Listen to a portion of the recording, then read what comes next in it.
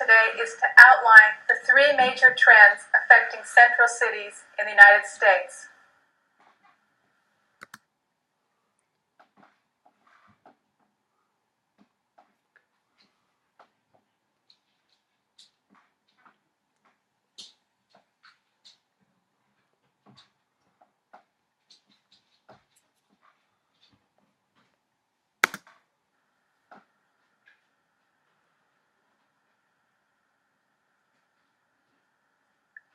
The first trend has been the decentralization of population, and particularly the middle-class population out of the central cities into the suburbs.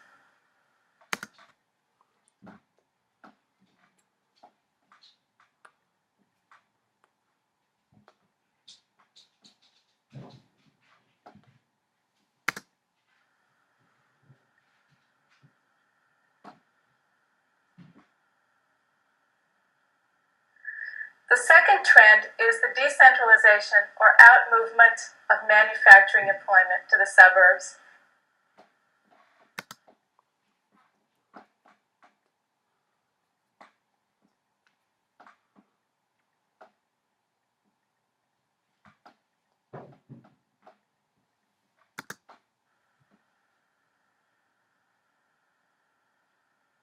And a third trend is the substitution of service jobs for manufacturing jobs as our economic base in the central cities. So I will go through each of these points in turn.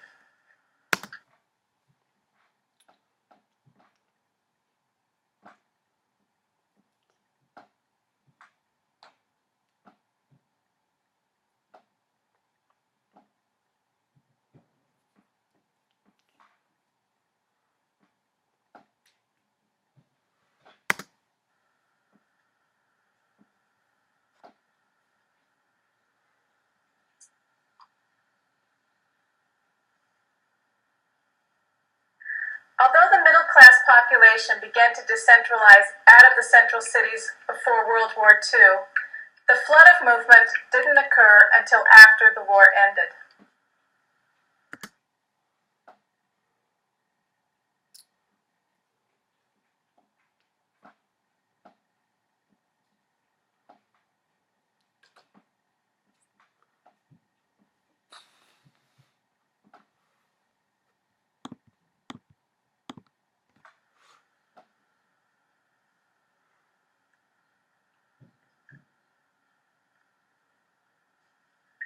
The reasons were both due to market forces and government policy.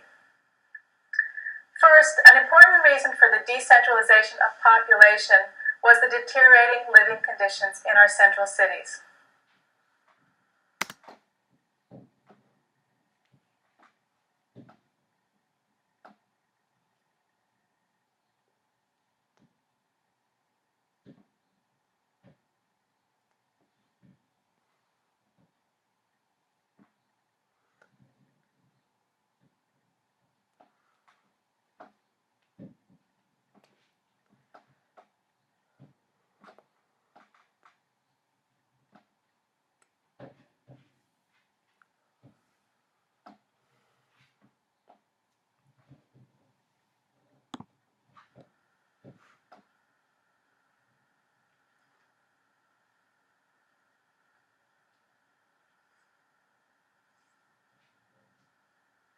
Traffic congestion, crowded living conditions, and pollution made many city neighborhoods unattractive and unhealthy living environments.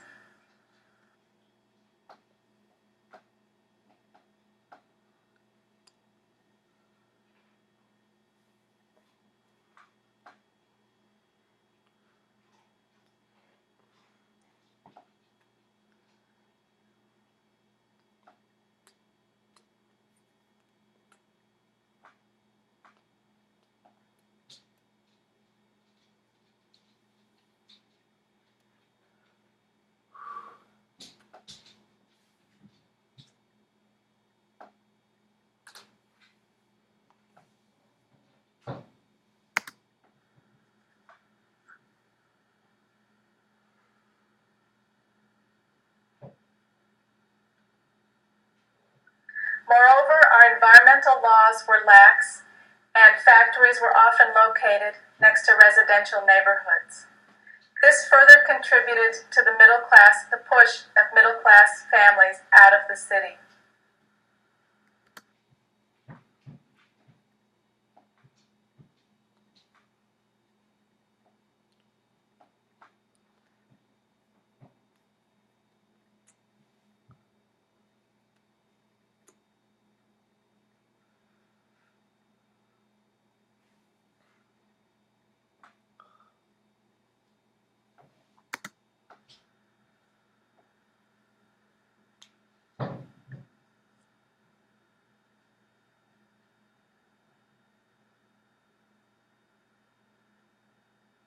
In contrast, the suburbs promised cleaner, cooler air and open spaces.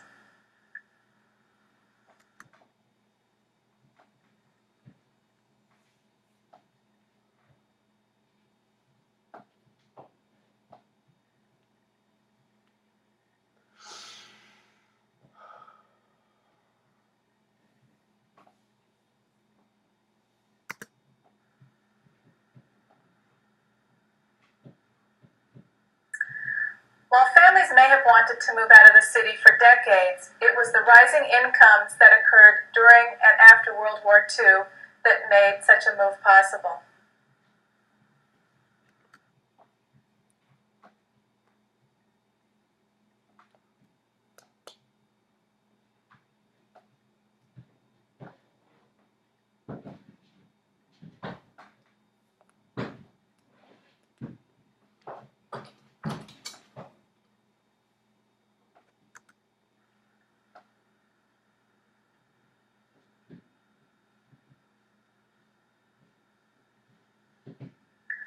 During the war, the economy reached full employment.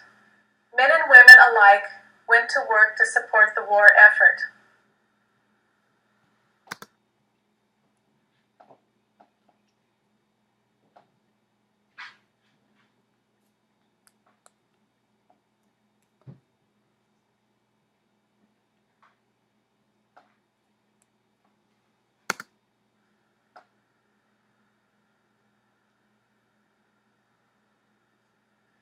Due to wartime rationing, there were few consumer goods and few things for families to spend money on, so their savings accumulated.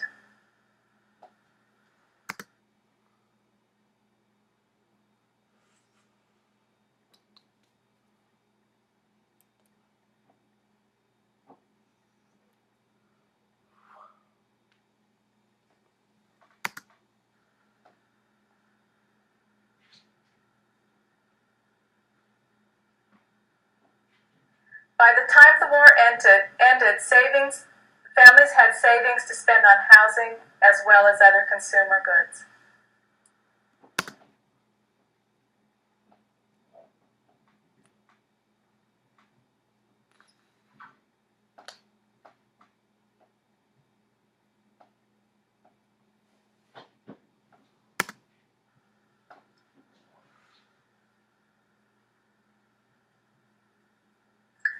From 1940 to 1960, disposable family income increased by more than 50%. Disposable income is the money a household has to spend after they pay their taxes.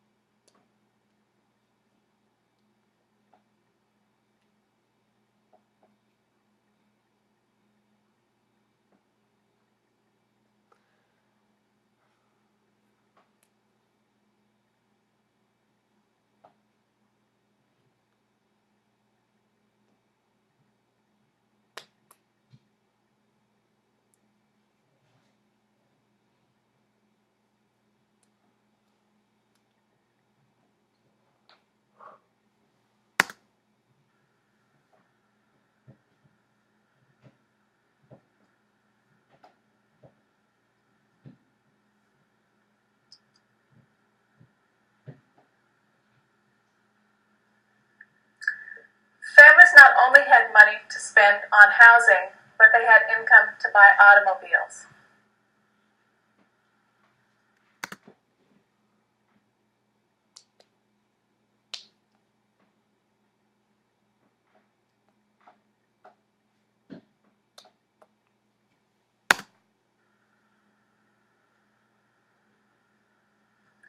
Automobile ownership expanded the distance that individuals could live from their place of work, so that automobile ownership meant that a family could live in the suburbs and commute downtown to their place of work. With rising incomes, families also spent money on automobiles.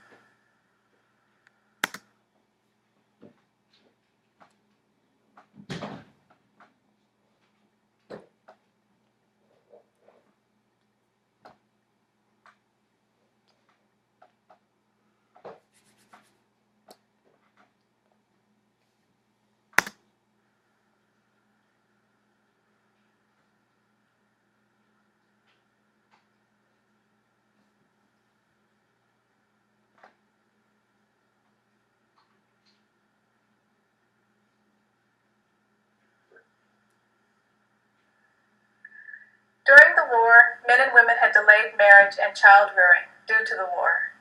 And so after the war, a rising marriage and birth rate also contributed to the demand for new housing.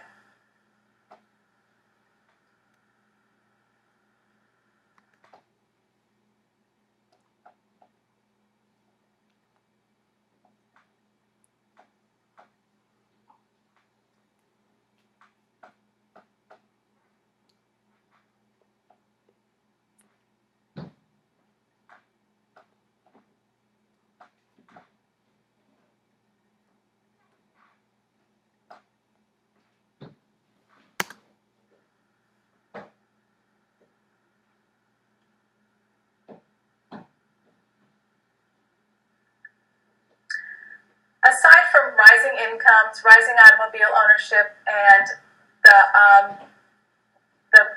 increase in marriages and birth rates, there were also several federal initiatives that encouraged the middle class to leave the central cities.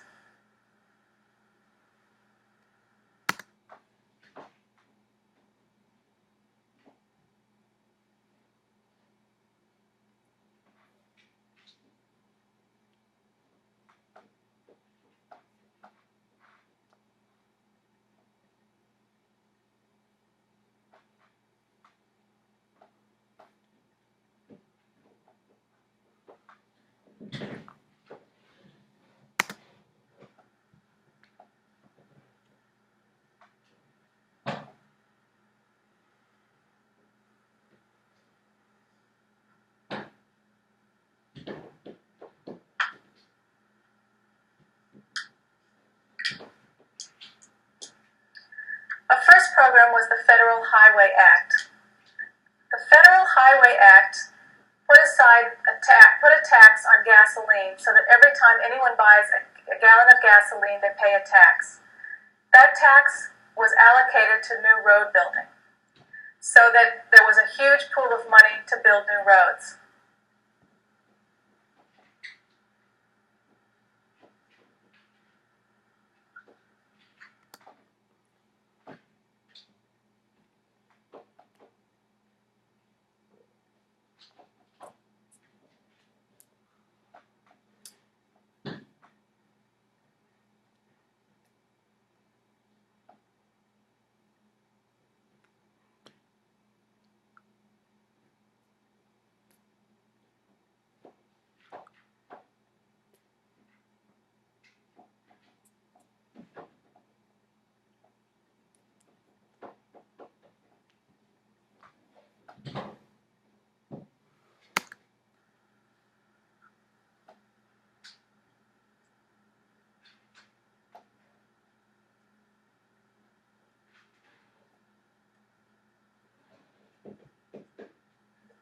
This meant that our roads expanded rapidly around the cities and between cities. As roads improved, families could live further from their places of work and commute. So road building also made it possible for middle-income families to move out of the cities to the suburbs.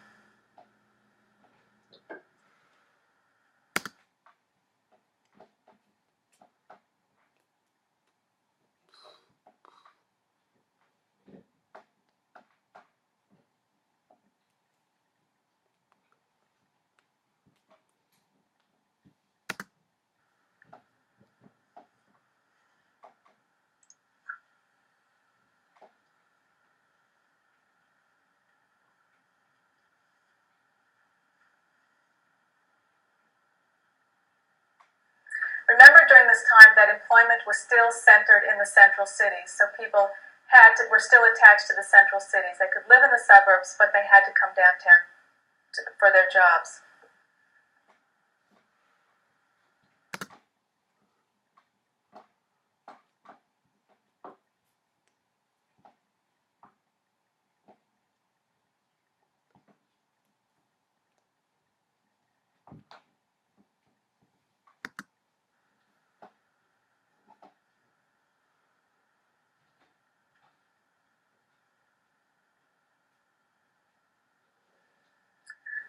Another federal program that encouraged the out-migration of middle-income families was the FHA, Federal Housing Administration, and VA, Veterans Administration programs. These two programs guaranteed loans that banks would make to homeowners.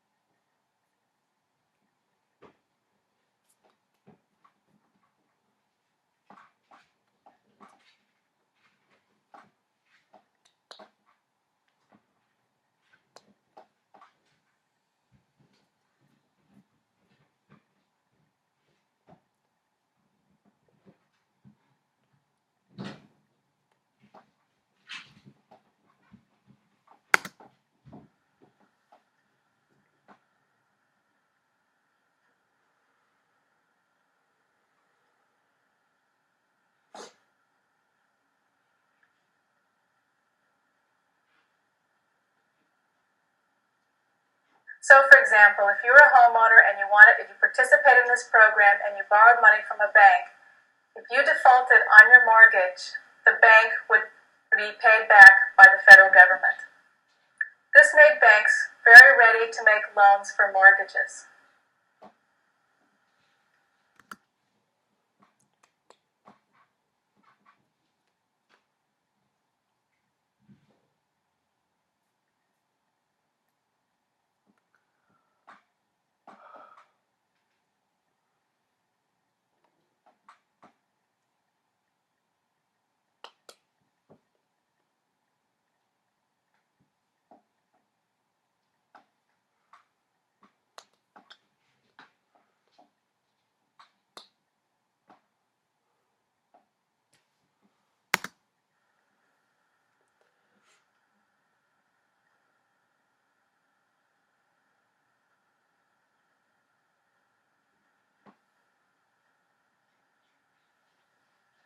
Also, mortgages were extended to 30 years, and often the down payment was only 5%.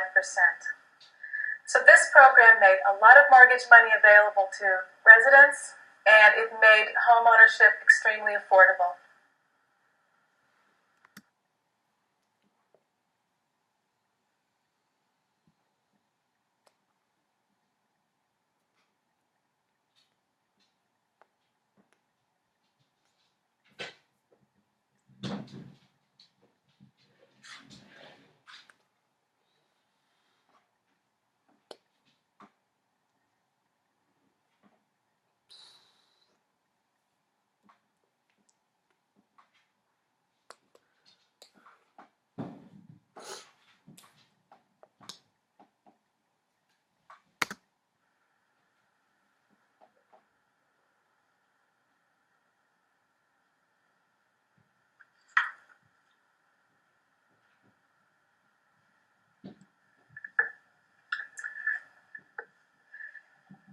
Moreover, it encouraged moves to the suburbs because it was in the suburbs that you could own a home. In the central cities, you primarily had to rent.